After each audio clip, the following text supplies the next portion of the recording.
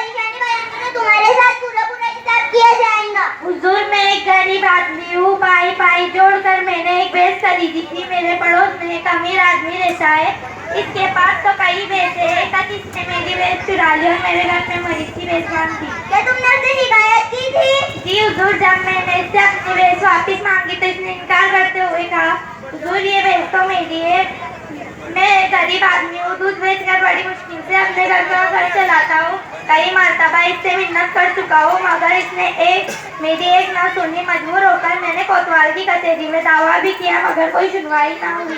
चारों नशारी यहाँ आना पड़ा। खुदा के लिए मुझे मेरी भैंस दिलवा दीजिए वरना मैं भूखों मर जाऊंगा। कम ना करो फरियादी, अगर वो तुम्हारी भैंस हुई तुम्हें जरूर मिलेंगी। कहाँ है वो आदमी? हुजूर, वो भी मेरे साथ आया है, इसके साथ एक झूठा गवाह भी है। फौरन दोनों को हाजिर किया जाए। दूसरे फरियादी हाजिर हो।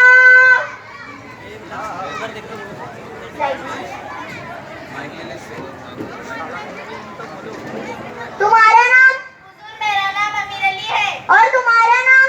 नाचिस को अकबर अली कहते हैं। हाँ फरियादी, हमने तुम्हारा नाम नहीं पूछा। बंदे को गरीब कहते हैं। हाँ तो अमीर अली करीमुद्दीन ने अपनी भैंस की चोरी का इल्जाम तुम पर लगाया है, इसके बारे में आप क्या कहना चाहते हो? आलम पना, मुझे अफसोस है कि इसी ने ऐसा इल्जाम मुझ पर आयद किया है कि मेरे पड़ोसी जानते हैं कि मैं कभी झूठ नहीं बोलता। मुझे चोरी करने की क्या जरूरत है? अल्लाह का दिया मेरे पास सब कुछ मौजूद है। इसी से तो बेहतर था कि करीमुद्दीन मुझसे वो भैंस मांगे तो मैं कभी इनकार नहीं करता। मेरे पास जो एक ऐसी भैंस है जिसकी दूध देने में कोई मिसाल ही नहीं। हुजूर, ये सरासर झूठ है। ऐसी भैंस मेरे पास थी जो अमीर अली के भैंसों से ज्यादा दूध देती थी। ये उसे मुझसे छीनना चाहता था। अमीर अली, ये बताओ जब तुम्हारी भैंस चोरी हुई इस वक्त तुम कहाँ थे? हुजूर, ये रात का वाकया है। मैं दिन भर का थका सो रहा था। सुबह उठकर भैंस को चारा डालने के लिए गार्डन गया तो इसे गायब पाया। तुम्हारे पास इसका सबूत, कोई सबूत है वाकया और भैंस तुम्हारी है? नहीं हुजूर, मेरे पास इसका कोई सबूत नहीं। मैं गरीब आदमी हूँ, कोई मेरा साथ देने के लिए तैयार नहीं। हो ना, तो अकबर अली तुम करीमुद्दीन के बारे में क्या कहना चाहते हो? आगे लगा मैं इनका पड़ोस हूँ, मैं अच्छी तरह जानता हूँ कि इनके आंगन में बधी भैंस इनकी है।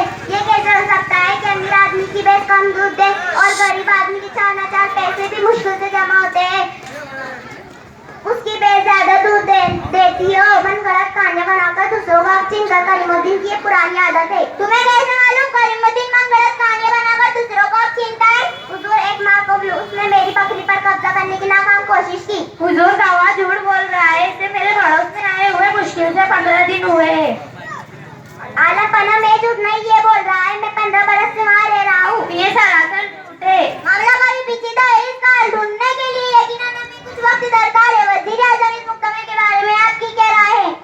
हुजूर, दोनों फरीकों की बातें सुनकर मुझे करीमुद्दीन पर शबा हो रहा है। वो कैसे? जैसा कि करीमुद्दीन ने बताया, उसका साथ देने के लिए कोई तैयार नहीं। मेरी शबा की बुनियाद यही है कि उससे कुछ अदर ऐसा क्यों? हुजूर, मैं गरीब आदमी हूँ, कोई मेरा साथ देने के लिए तैयार नहीं। गाँव के अक्सर लोग अमीर अली के कर्जदार है। वो अमीर आदमी है, सब उसके खिलाफ गवाही देने से कतराते हैं।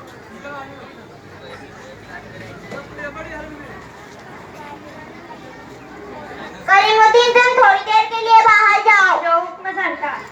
अमीर अली, तुम कहते हो कि तुमने भैंस साल भर पहले खरीदी थी, बताओ तुमने कितने रुपए में खरीदी थी उसे? आलम पन्ना 10,000 रुपये में खरीदी थी। तुम दोनों के यहाँ आने से पहले करीमुद्दीन ने हमें ये बताया था कि उसकी एक टांग पर कोई जख्म का निशान है।